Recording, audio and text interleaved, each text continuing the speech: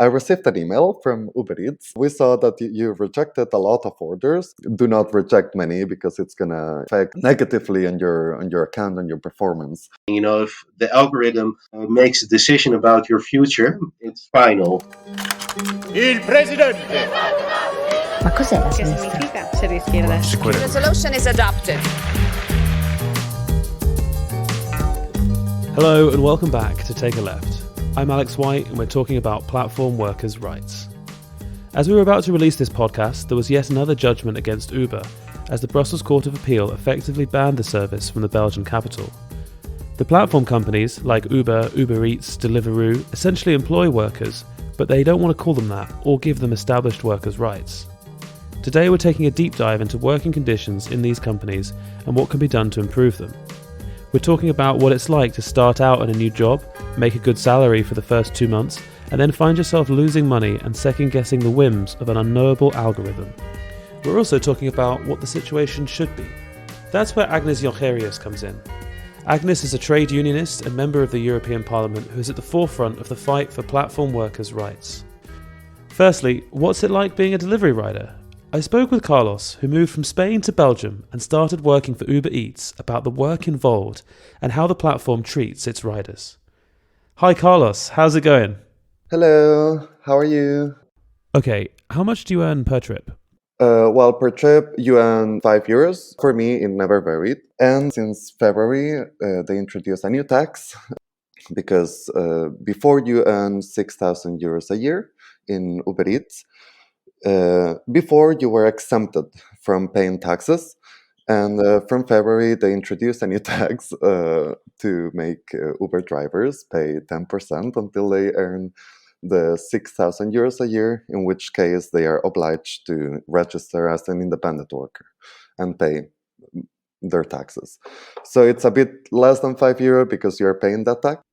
And what's the work like? Work is hard because life as a rider is hard, basically. You don't feel safe because you're not too well protected by any kind of contract Uber gives you. You are dependent on the climate, the weather, and you have to do everything yourself. And it's, again, like going to a gym for several hours a day. Like, it's not something that you can easily do for several hours in a row. Okay, so in terms of starting up, what do you need to do? Could I start tomorrow? Maybe, actually. First, you need to register in the app, and that takes a little bit because they need to verify your documents. But apart from that, as long as you have a bike, you need to get your own bike, your own equipment. This is if you want a phone holder, you need it. If you want the delivery bag, you need to buy it. The official one that Uber Eats sells, by the way, is €60 on their website. So I just got one off of Facebook Marketplace. And if you want a helmet, well, it's obliged, so you need to buy it yourself as well. The helmet and the phone holder were, I think, €20, and then the bag was indeed off of Marketplace. I got it half off. Okay, so before you can start earning money, you have to spend about €140 or something. More or less, yes. Given you don't have, your own bike or helmet. Yeah, okay. And so you're making €5 a trip, more or less. How many trips can you do in a day? Well, depends on the day, and but usually it was always between 10 and 20. And but yeah, it depends. The high demand hours are, of course, lunchtime and dinner time. Back then, we still had the curfew, so the delivery hours were cut off at 10 p.m. So you had to really rush in your work hours, otherwise you would run out of orders. And the weekends were high demand in general, so of course it's better to work on the weekends if you need more money. Yeah, and it's just crazy to me that it's €5 a trip, and your trip can be anywhere between 200 meters and a few kilometers. Yeah, I mean, the radius, sometimes it seemed like it had no end because I want to believe like the radius of delivery for a restaurant for Uber Eats is 5 kilometers, if I'm not wrong. But I've delivered longer, so I'm not sure. But yeah, it didn't matter if it was like right around the corner or on the other corner of the city. It was €5 per delivery. And of course, if you go all the way to a neighborhood in the outskirts where there's only houses, well, if you want an order, you have to come back to the restaurant area. So not only the time that takes you to go there, but also the time that takes you to come back. Well, you're kind of counting the deliveries per hour, and if you only get one delivery, that's €5, less than €5 per hour that you've earned. It doesn't feel great. Okay, and you can reject journeys or choose journeys if you don't want them. Is that correct? The ones that I started to see, okay, I really do not want to take this one. It's super far away. It's raining already. Like, I don't want to take it. After, I think it was the fourth, the fifth one, I received an email from Uber Eats saying, oh, hello. So we saw that you rejected a lot of orders. And I was like thinking, okay, I've done tens and hundreds probably by this point. I've rejected 5. Like, I do not understand. So yeah, they tried to contact me saying, hey, do not reject many because it's gonna affect negatively on your account and your performance. So yeah, but later speaking with other friends that also did it, I found out that you can just ignore it, and that way it doesn't count as rejected. So yeah, It's enough to make you worried. yeah, like I need money, and the only app that's giving me money is telling me, hey, this may affect you. And so, as you recently arrived in Belgium, how did it work out with health insurance and things like that?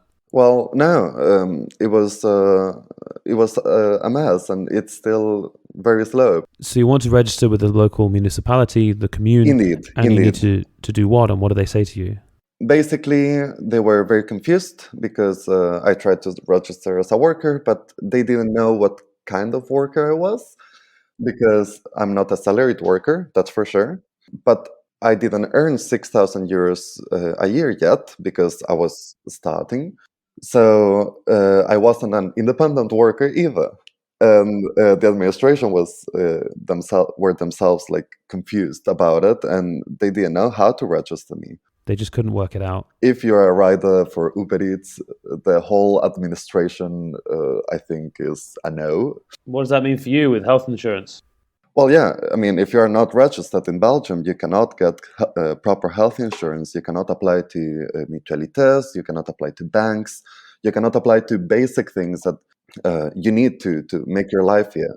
And of course, like the coverage that Uber Eats gives you by contract, if you can call it that, is by far not sufficient. And yeah.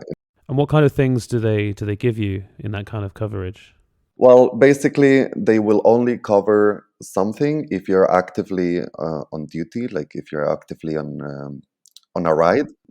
Doctors in Belgium charge you directly, and I had to pay full price for everything. Basically, I truly felt like I was coming from a different continent, and I needed all the papers necessary to show everywhere, and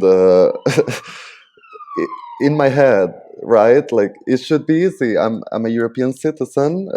I should indeed have this right to work anywhere in the EU without any problems, and therefore I should be allowed to just leave and register and do my life anywhere in the European Union. And as an Uber driver, that's a different story. So just to confirm, you tried to register and you weren't able to, and you couldn't get health insurance, but they're still charging you some taxes. Yeah, right. Yeah, I was paying taxes. I was paying 10% tax. I don't know why, because again, the coverage is minimum. And I don't know why, because I couldn't be registered that way. So that percent tax helped Uber, I guess. And I think if someone's listening to this podcast, hopefully if they've listened this far, they're the socially conscious kind of person, and they're going to be thinking, should I have a burrito on Uber Eats now? Should people be using Uber Eats Deliveroo? Should be people getting Ubers? Well, me myself, I still use it. It is a convenient thing. It is a convenient service. But of course, yes, people should order, people should tip the riders, absolutely, especially knowing it's hard to earn money. But yes, people should also demand a change for these companies as a society, because it is possible, a different model. It is possible, and it should be possible. Because if it's not, then are we just gonna accept any company that comes just because it offers jobs? No, like we should hold companies to a standard, oblige them basically to treat workers the same way as any other worker in the country. And what would you have the government do if it's Belgium or the EU? I mean, I think I would just not allow them to have the kind of contracts they have, and either give riders a full salaried contract, because they're a full salary. They should be a full salary worker. It's the same company we're working for, and it's several hours a week. I truly don't know why they don't do normal contracts. I don't think it's crazy. I don't think it's crazy. Carlos, thank you so much for speaking with us. Oh, thank you very much. After speaking to Carlos, I spoke to Agnes Jongerius, who is leading the fight to change things for platform workers. She's joined by Stef, a driver and activist. Agnes, it seems like rights for workers that we secured decades ago are in question. When did you first start to realise the platform workers were slipping through the cracks? In the early 90s, you saw that big truck companies trying to reduce their labor costs by forcing their drivers to buy their truck and then keep working for the same company, but then as being a self-employed person. And so the issue of self-employed, bogus self-employed, real workers was all of the time on the trade union agenda. These new platforms, they just from the start said, but these are not our workers. We are not even a taxi company or a food delivery company. We're just an IT service company, and the people who work for us are just partners. And they also presented themselves as being, we are the new reality. We are the 21st century. And when you are talking about labor relations or labor contracts, you're just old fashioned. You don't get it that in the new time, people want flexibility. They consider themselves technology companies, right? But there's no technology, it's just an app. It's just an app, and they have this algorithm with which they work. The people working for the platform don't really get a grip on it. I think for the trade union movement, for the social democrats, the fact that people are treated equally and that you don't want people being favored by the system while others are who are not that big friends with the boss were put last in line. People definitely have the idea that if you are behaving nicely to the boss, you get a better task. And of course, the platform is designing the algorithm. I remember that when Uber first came on the scene, people argued that it was better for drivers because there was no cronyism, the ride just goes to the nearest driver. But now you know that's not true. No, because the algorithm, it works in a very weird way. So, for instance, if you would start driving for Uber, the first, let's say 4 to 6 weeks, you're making really good money, and all of a sudden, the algorithm, I don't know what happens in the algorithm, but it makes sure that you need to you need to start working a lot longer to reach the same turnover, or let's say to get like in the area of that turnover, to make a decent living. You're asking yourself, like, what am I doing wrong now? Maybe I should, make longer days, get up earlier. You're being totally in this grip of this algorithm, which tells you, now you have to go there, you have to go there. This is what you're getting paid, and it's a very rigid way of managing people, and that's also a thing with Uber. And let me ask, how is it for Uber drivers to organise? Is there a union? I know you organise a strike. How's it going over in the Netherlands?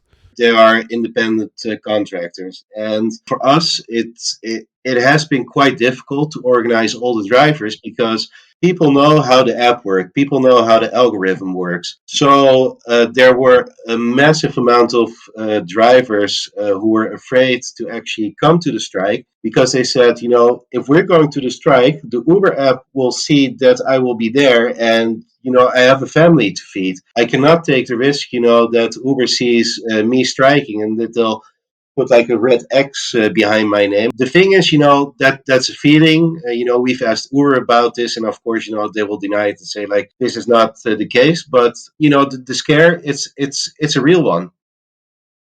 In ordinary, if I may use the word, ordinary taxi companies, the amount of trade union members isn't as high as, for instance, in public transport or let's say in the railway sector. So this has always been a difficult sector to organize.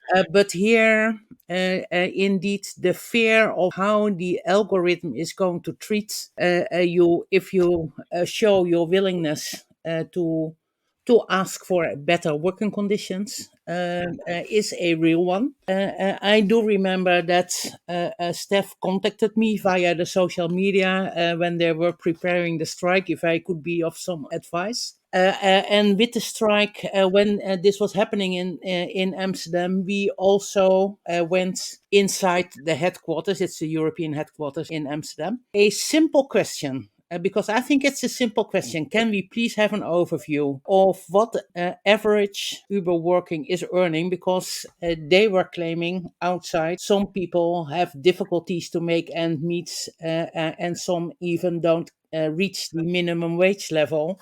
Although working full-time or even more than full-time. And Uber was claiming, yes, but this is just a exemption. You haven't talked to the right people. These are the people making trouble. So if you are doing your best, it's so easy to earn far above minimum wage.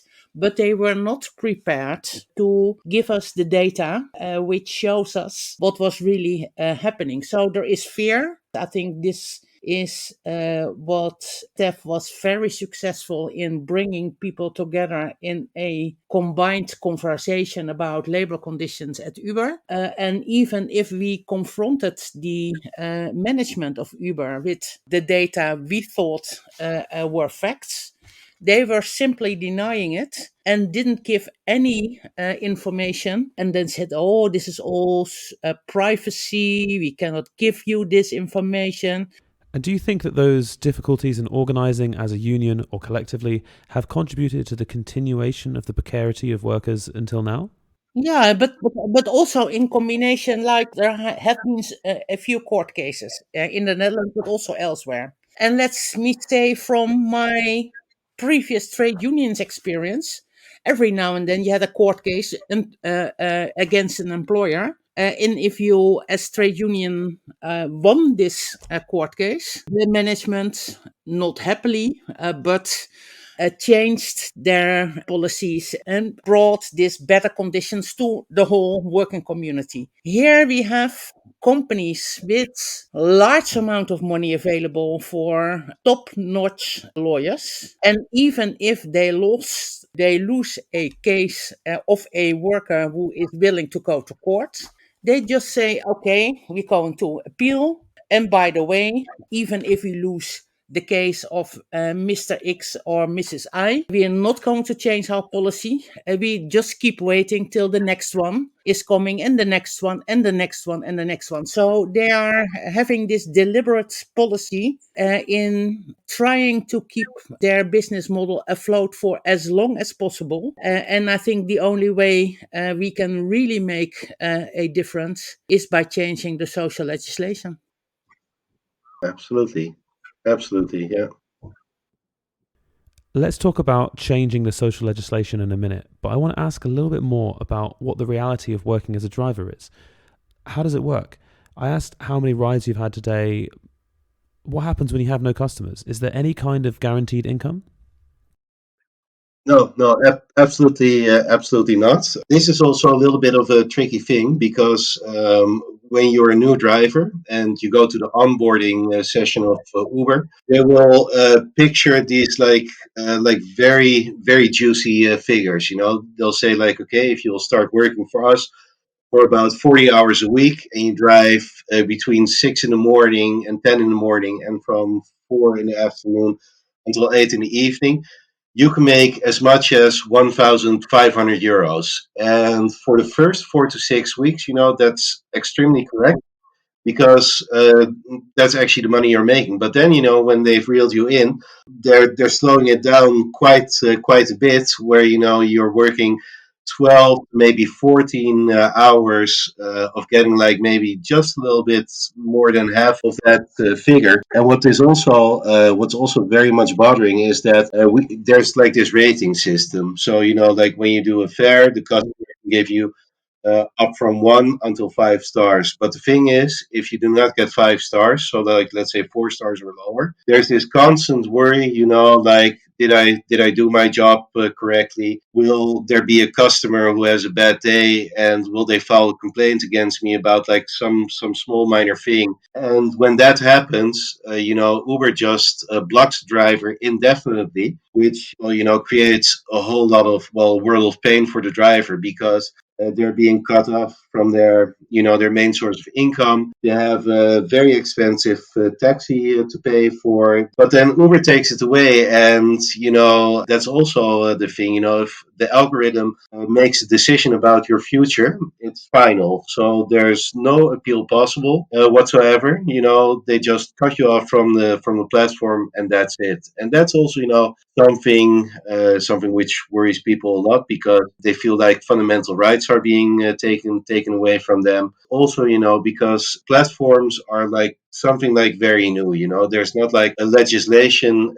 yet which can totally control or like let's say keep the platforms in check. And will this model come for other sectors? How long until we are all platform workers? What's happening now in food delivery, in taxi driving, and in the cleaning sector. You could also do this for the whole care sector, or for instance, in the retail sector, when I'm just entering in the app that I'm available to sit in a shop between this and that hour. Why would you need a retailer to take the responsibility of an employment relationship? You could do this in large parts of the economy, and I think this is also the danger. There are already quite a lot of people all over Europe working via a platform. You could organize the complete cleaning sector this way, or the complete retail or logistics, or and then this is stripping large amount of people from their workers' rights, their social benefits, and it's stripping then also just the public funding because not paying taxes, taking part in the social benefits schemes. This is really a danger. In general, I like my work, and in general, I'm enjoying my work. But every now and then, you just have a bad day. And if this would lead then to a bad rating and just stripping you of your employment possibilities, this is really scary. This is really scary.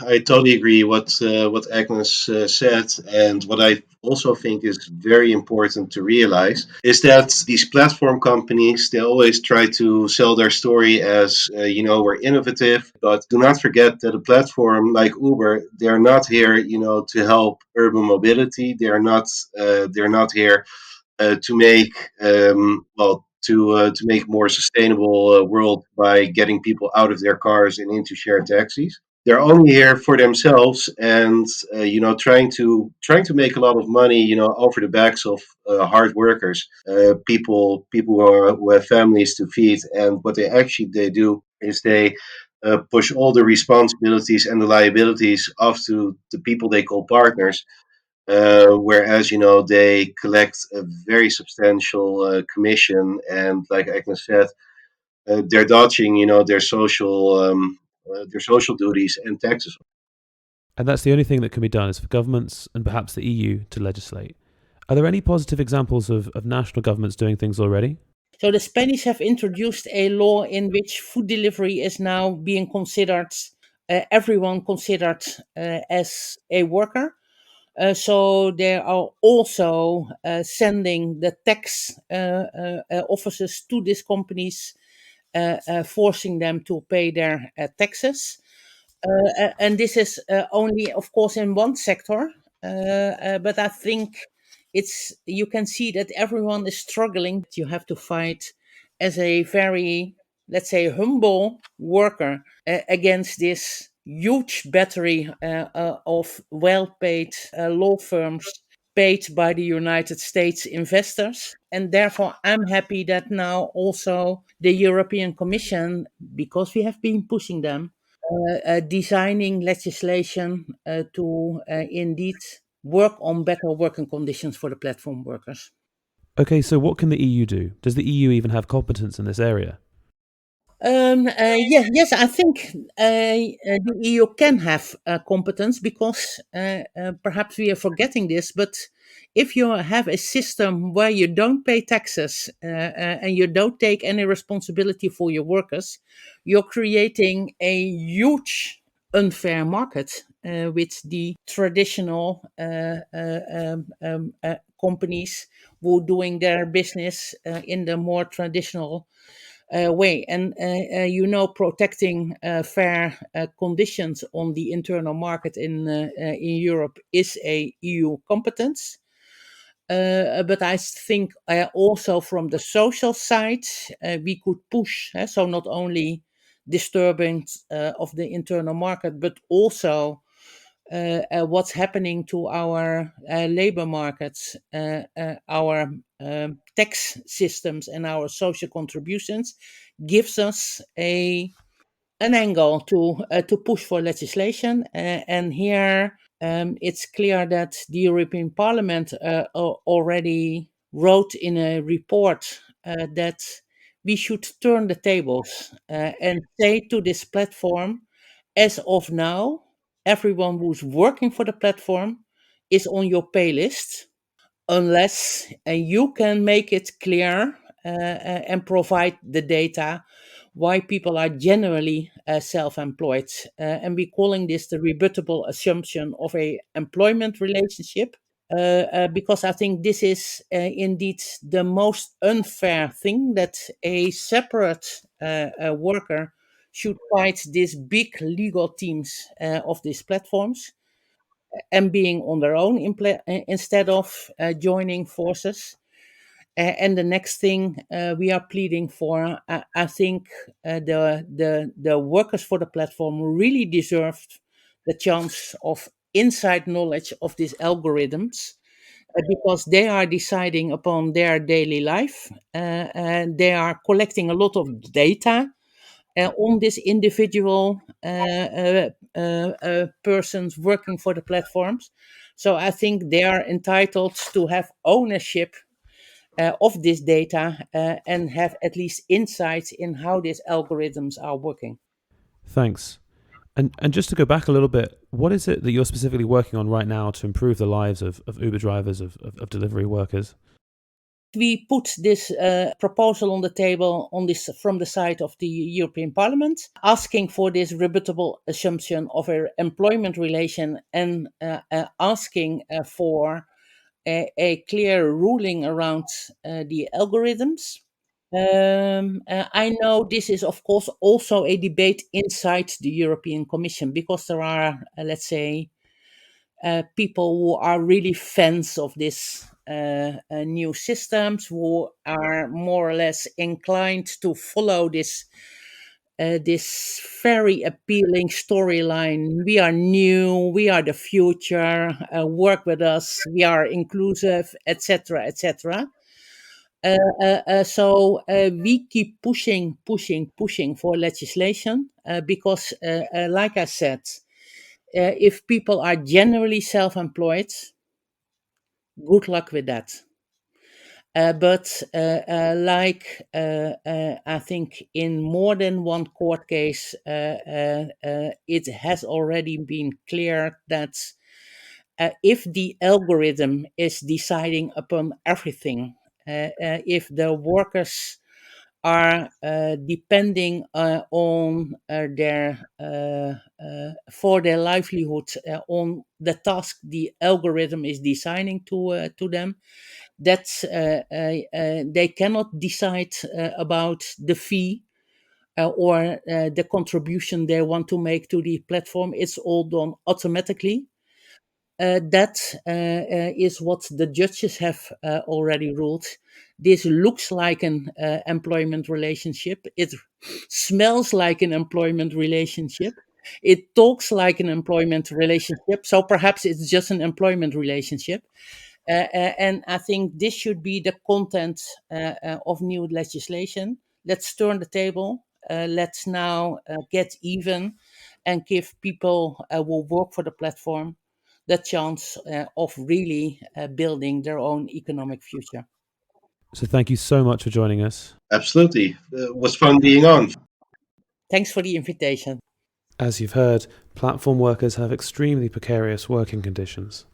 Agnes is leading our work to change that, and as she made clear, workers' rights can't be wished for or politely requested. They must be won and secured through social legislation. Thanks for listening to Take a Left. If you've enjoyed the podcast, please share it with a friend. Don't forget to subscribe or follow. Take care.